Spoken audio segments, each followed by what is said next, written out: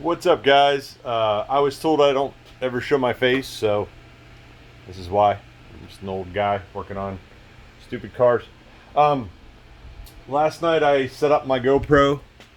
You can see it, and I was going to do a cool time lapse. I might still later on do that, but it died about halfway through, and I didn't realize it. So we're going to go ahead and run you through kind of what I'm doing. I was kind of hesitant to put the top of the motor back together until I could hook up the heater core, just because everything gets in the way over here with the intake and stuff. So I figured, why make it harder on myself? But then I was dragging my feet on the heater core because it's a pain in the butt. But last night I finally bit the bullet and I said, all right, we just got to get this done. And about 3/4 of the way through, dash is out, heater core's been changed, the HVAC the AC core has been changed. So right now, everything, I put the box back in, hooked up all the wires again, and I figured I should probably do an update on it. And there's tons of how-tos on YouTube. You don't need another one from me, but just kind of figured I'd update on this. So now that that's going back in, I will be able to start hooking up the the hoses and stuff. And I also obviously need to finish up the dash and everything. While I was in there, I found some mice, some presents from some mice, so got rid of that. And I'm cleaning up some wiring. And a couple things I wanted to talk about that I think it's common knowledge, but just in case you're new to this. So some of this I didn't do. I don't know what this is. I got to trace these and figure out where these go. But you can see I have zip ties on a lot of my wiring harnesses. And the reason why is in there, there's little plastic tabs that hold your connections, and they break. And then what happens is the tabs, I could probably show you better on this one. See, they pull out. This is my defroster right here, and you can see that's the metal that's pulled out, and then they no longer make contact. So LMR sells them. You can probably get them on eBay and stuff. At 1 in the morning last night, I looked at this and said, all right, we're going to replace these. So I'm going to go ahead and I'm going to replace all these. I'm going to solder in new ones that will actually make good connection to my switches. I have headlights usually, I got to make sure these are all seated, but I don't have any 4-ways. I don't have defrost. My fog lights are all kind of messed up, so I'm going to go ahead and fix that. My fog lights aren't even hooked up in the front. I don't know what the guy was doing. So I'm going to go ahead and solder in all new connections. It was about $50 for a couple of connectors, which is brutal, but it's one of those things where I didn't think used would even get it done, because they all kind of do it. So figured I'd start new with that. I'm debating on what to do about this switch panel. I disconnected it all. I've got all the wiring hanging out down there. I'm thinking I'm going to replace that, but I haven't figured out what or where yet. I might just do like a nice 6-gang box. I don't really need a whole lot of switches unless I add some more lights and stuff. Sorry about all the ums. I'm just kind of thinking through last night.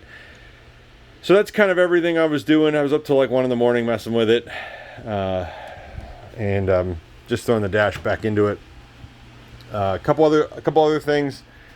In the back, my Bilstein quad shocks, I flipped them. I don't know if you can see I flipped them, but it is still pretty much touching the wheel. So I'm ditching the quad shocks. I have the Steeda solid uppers with the spherical joints, and I've got spherical joints for the axle side, but that may be too stiff.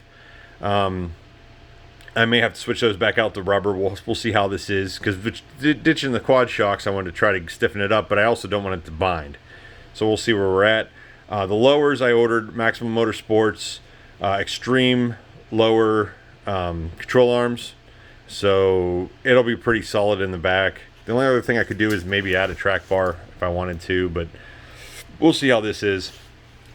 I ordered some custom Ford logo center cap stickers from Etsy. They're coming from like Pakistan. I'll be here in a month or two, so we'll do that. What else can I update on?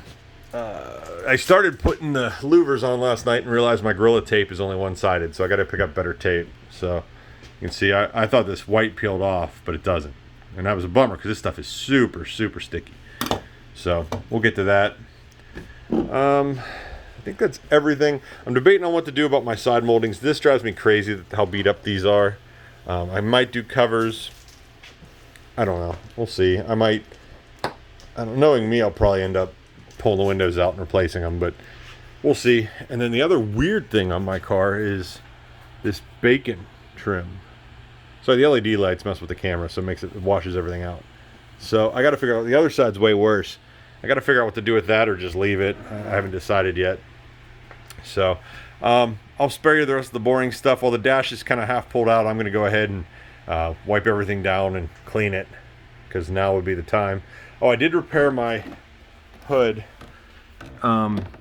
This screw is going to come back out, but I epoxied like an L piece of tight, cut up a Miata air box because it had nice thick plastic, and epoxied this L bracket in, and then epoxied a flat piece on here. These were both blown out, so my my hood would shake and it would drive me absolutely crazy. So that is all cleaned up. I mean, that'll be able to be tight, which is a big improvement. Little stuff like that is just what makes these cars feel like junk, you know.